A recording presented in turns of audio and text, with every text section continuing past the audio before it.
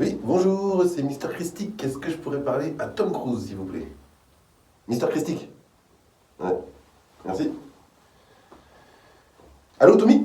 C'est Chris. Mister Christic. Christophe. Christophe Louise. Mais si, le mec que t'arrêtais pas de taper en 5ème 4, là, dans la classe de PS, là, avec Madame Bourrin. Même que je disais, Madame Bourrin, elle en bourre deux. Et voilà, et c'est là que t'as commencé à me taper, ouais, c'est ça. Ah, ça va bien? Bah, du coup, je suis à l'aéroport, t'es où, toi? Parce que là, je te vois pas. Quoi, tu viens pas? Ah, tu pilotes un avion, d'accord. Tu redescends en quand, là? Jamais? Ah ouais.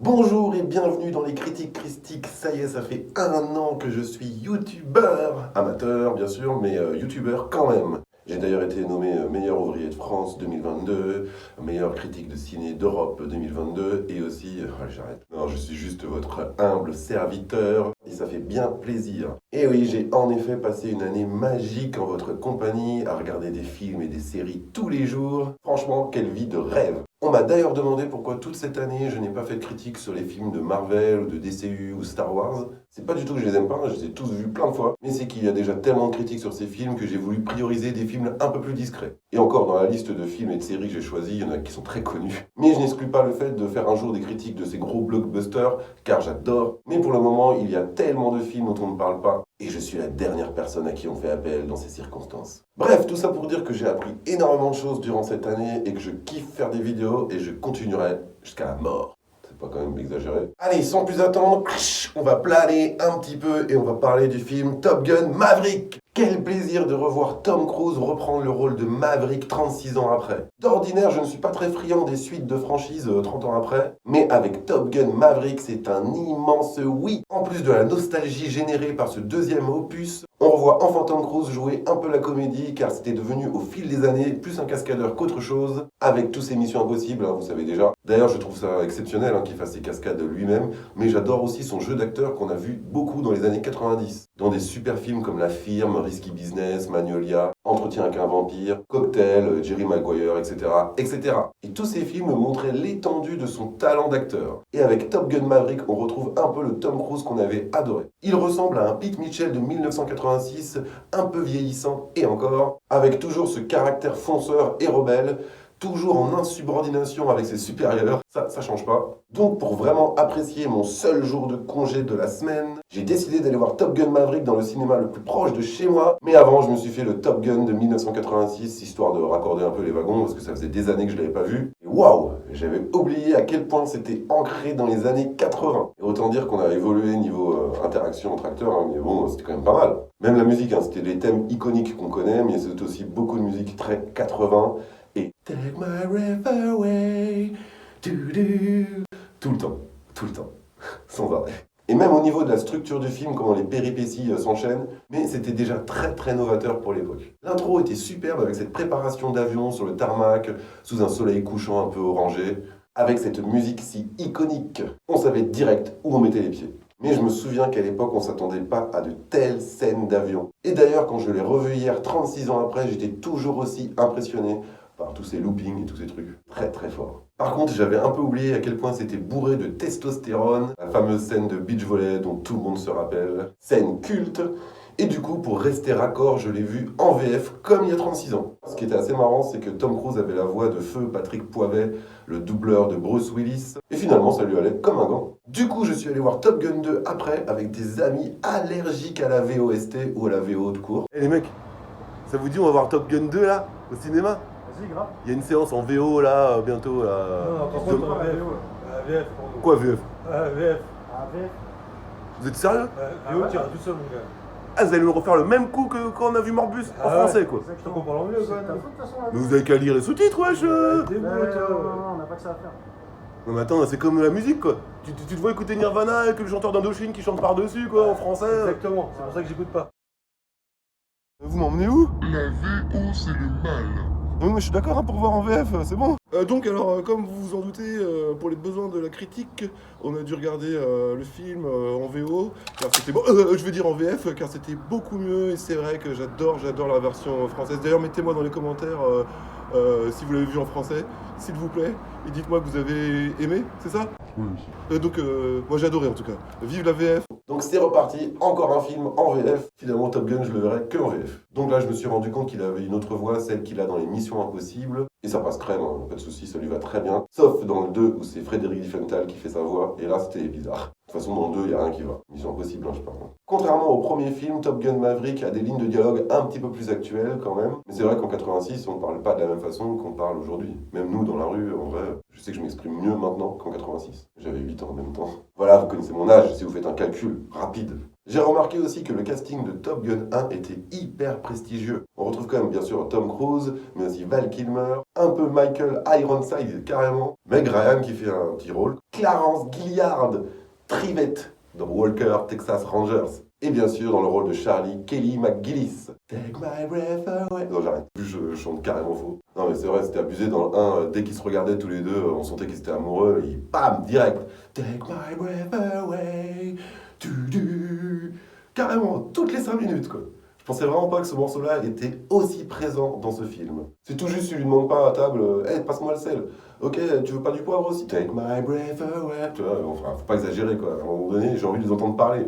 Coupez-moi cette chanson. Et donc, ce Top Gun Maverick, qu'est-ce que ça raconte? Eh ben, c'est la suite des aventures de Pete Maverick Mitchell, qui, après plus de 30 ans de service en tant que l'un des meilleurs aviateurs de la marine, est toujours à sa place, repoussant les limites en tant que pilote d'essai et esquivant l'avancement de grade qui le laisserait sur Terre et plus dans les airs. Entraînant de jeunes diplômés pour une mission spéciale, Maverick doit affronter les fantômes de son passé et ses peurs les plus profondes, aboutissant à une mission qui exige le sacrifice ultime de ceux qui choisissent de la piloter. Top Gun Maverick est un blockbuster réalisé par Joseph Kosinski, à qui on doit quand même Tron Legacy avec Jeff Bridges. Et on retrouve ici un casting pas mal non plus, car il y a Tom Cruise bien sûr dans le rôle de Maverick, mais aussi Miles Taylor, qu'on a vu dans Whiplash, mais les 4 Fantastiques aussi. Il y a aussi Jennifer Connelly, Ed Harris et bien sûr Val Kilmer. Dans Top Gun Maverick, on retrouve bien entendu une certaine nostalgie dès les premières minutes avec cette musique si reconnaissable. D'ailleurs, Hans Zimmer a participé à la composition de la BO. Et comparé au premier volet, la musique est quand même plus actuelle. Ils ont enlevé la reverb sur la batterie et tout, hein, donc tout va bien. Mais ils ont conservé quelques thèmes iconiques hein, pour rester dans les clous. En tout cas dans l'ambiance de Top Gun. Et bien sûr, pour celles et ceux qui n'ont pas vu le film, je préfère vous rassurer tout de suite, ils ont totalement enlevé Take My Breath Away. Voilà, comme ça, on est tranquille pendant 2 heures, c'est une bonne chose de faite. Sinon, bien entendu, on est là pour les avions et leurs pirouettes et leurs pics de vitesse, et c'est totalement satisfaisant. D'ailleurs, Tom Cruise n'arrêtait pas de le répéter en interview, il faut absolument voir ce film en salle pour une expérience sans pareil. Et tout ça pour décupler la sensation qu'aura le spectateur, c'est-à-dire du vertige, de l'immersion. On se croirait dans le cockpit H24. Et puis Tom Cruise, il a vraiment insisté pour que son film sorte au cinéma, refusant toute proposition des plateformes de streaming. Donc je vous en prie, allez le voir au cinéma. Moi, c'est exactement ce que j'ai fait et j'étais hyper impressionné par les scènes de voltige. Et on ressent vraiment cette vitesse. Ne serait-ce que quand il frôle la mer ou du sable, on voit vraiment le sillage se faire et c'est hyper satisfaisant. C'est hyper réaliste et immersif pour le spectateur et ça, moi, je trouve que c'est une valeur ajoutée pour ce film. Je trouve ça réussi et hyper important pour la sensation d'être dans les airs alors qu'on est dans une salle de cinéma. Et ça a marché pour moi, donc je suis hyper content d'être rentré dans la peau de Maverick. Bon aussi, je vous préviens tout de suite, il y a pas mal de fanservice, mais c'est loin d'être aussi agressif que dans certaines franchises où là c'est que du fanservice, hein, le scénario on verra plus tard. D'autant que dans Top Gun Maverick, la plupart du temps ça sert le scénario, et quand ça ne le fait pas, c'est juste pour caresser notre nostalgie dans le sens du poil. Et moi ça me va. Je trouve ça bien maîtrisé et ça dérange personne. Enfin, moi, ça m'a pas dérangé. Et puis mes collègues non plus. De toute façon, j'en parle même plus. Comme on le sait, à la fin du premier Top Gun, Maverick dit qu'il veut devenir instructeur dans le futur, enfin dans son avenir. C'est pas encore un film de science-fiction. Et c'est exactement ce qu'il est devenu 36 ans plus tard. C'est pas du spoiler, hein, c'est dans la bande-annonce et dans le synopsis. Et donc, on va avoir de nouvelles recrues formées par ses soins, des petits jeunes que tu as envie de graisser. La jeunesse, c'est l'avenir. Mais comme dans le premier, ça change pas, il y a de la concurrence entre ces petits bleus là qui veulent absolument devenir les meilleurs des meilleurs pilotes de tous les temps. Et justement au départ j'ai eu peur d'avoir une redite du Top Gun 1, c'est-à-dire le beau gosse, le machin, le pilote un peu perdu, tout ça, enfin bref quoi. Et finalement, heureusement, le film est centré sur Maverick principalement. Et c'est carrément une très bonne idée. Par contre, les jeunes pilotes, c'est très bien, c'est pas juste rajouté pour faire une sorte de passage de flambeau. Ils s'intègrent parfaitement au film et leur rapport avec leur instructeur, justement Maverick, est hyper drôle. Vous allez voir. La plupart du temps, tu connais, hein, ils sont hyper sûrs d'eux, on est les meilleurs, on a été sélectionnés, machin, et Maverick, il va te recadrer ça, mon coco. Un autre point qui est génial dans ce film, c'est qu'on ressent la présence de Goose, ne serait-ce que par le comportement de Maverick, on sent que c'est une plaie qui est encore ouverte, sa disparition, dans le premier, si vous ne l'avez pas vu, tant pis, c'est du spoiler.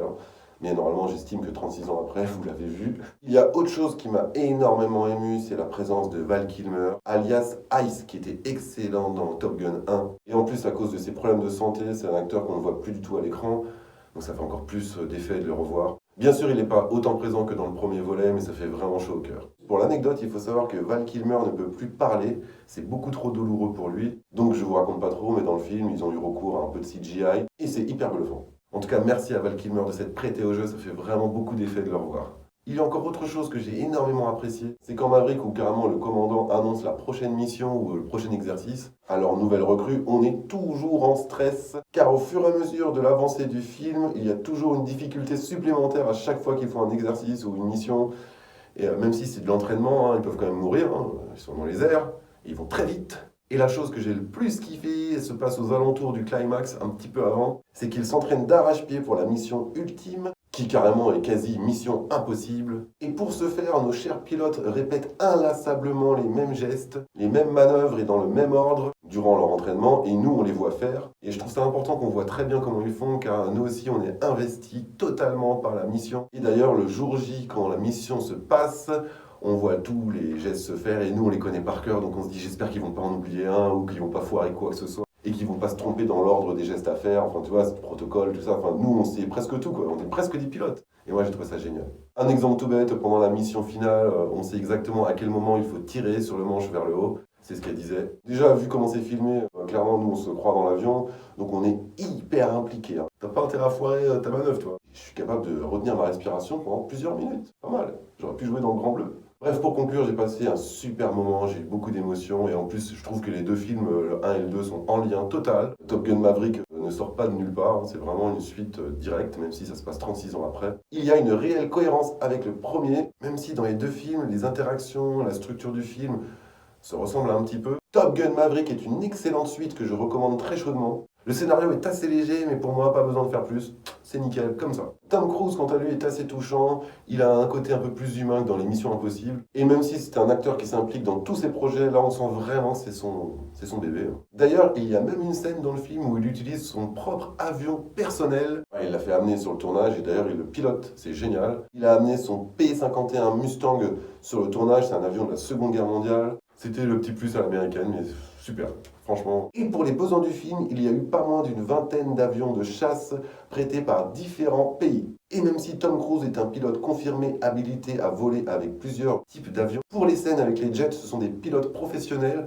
mais dans le siège de derrière, c'était un acteur à chaque fois. Donc ils étaient quand même obligés de se taper ces voltiges là, tu vois. Ils sont courageux, hein. C'est un métier quand même qui demande beaucoup d'abnégation. Bon bref, on va arrêter là. Bon sinon, c'est tout pour moi. J'espère que vous avez apprécié cette vidéo. Moi j'ai apprécié la faire. J'ai mis un petit peu de temps avant de sortir une nouvelle vidéo, c'est pour ça que celle-là arrive maintenant. J'avais perdu tout mon matériel de travail que j'ai retrouvé, j'ai eu trop de chance. Allez voir Top Gun Maverick, c'est une obligation. D'ailleurs, vous pouvez me laisser un commentaire pour me dire ce que vous en avez pensé. Vous pouvez aussi partager ma vidéo, vous abonner si ce n'est pas encore fait, me laisser un don Tipeee via le lien sous la vidéo, même 1 euro, ça fait du bien. Activez la cloche pour être tenu au courant des nouvelles vidéos à venir. Et moi je vous laisse parce que j'ai un avion à prendre. Ouais, fallait que je la fasse, c'est horrible, mais c'est comme ça, on se refait pas. Je suis un marrant, c'est comme ça. Ouais, j'arrête, bisous.